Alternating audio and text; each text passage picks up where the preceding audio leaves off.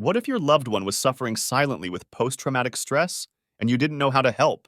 Imagine the fear of living with an invisible disorder that consumes your peace. You can learn to recognize and combat this now. Learn the early signs of post-traumatic stress disorder in this video, a condition that affects many people after traumatic events. We will explore the definition of the disease, its frequency in the population, risk factors, initial and common symptoms, diagnostic methods, and treatment options. And if you're not yet subscribed, subscribe to the channel and activate the bell so you don't miss any content. Watch this video and you will be surprised at the end. So what is post-traumatic stress disorder? It is a mental health condition triggered by traumatic events, such as natural disasters, serious accidents, wars, aggressions, among other situations.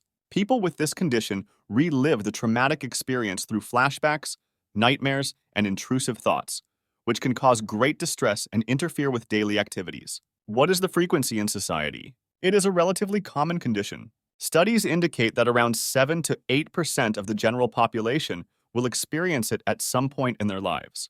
The frequency is higher in specific groups, such as war veterans, victims of domestic violence, and emergency workers. Prevalence varies globally depending on cultural and social factors.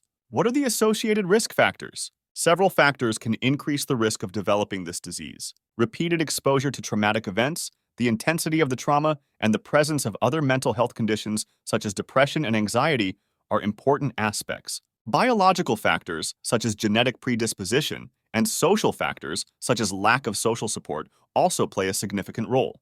What are the initial and most common symptoms? Symptoms may appear shortly after the traumatic event, or appear months or even years later. Early signs often include reliving the trauma, avoidance of situations reminiscent of the event, hypervigilance, and intense emotional reactions. Other common symptoms are difficulty concentrating, insomnia, irritability, and feelings of guilt or shame. If you are enjoying this content, leave a like and comment below what you find most interesting. Don't leave the video now as we still have more amazing content for you. How is the diagnosis made? It is carried out by healthcare professionals through a detailed clinical assessment. They use criteria from the Diagnostic and Statistical Manual of Mental Disorders to identify symptoms. The patient's history, duration, and severity of symptoms, as well as the impact on daily life, are considered in the diagnosis. How is the treatment carried out?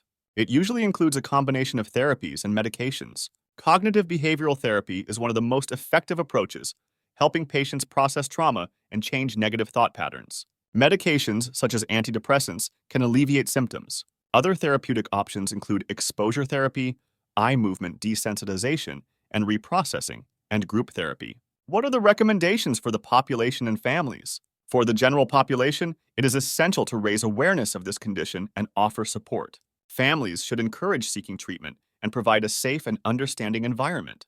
Participating in support groups can be beneficial for both patients and family members, promoting the exchange of experiences and mutual strengthening. And tell me in the comments, what theme would you like to see in the next videos? Thank you very much for watching this far.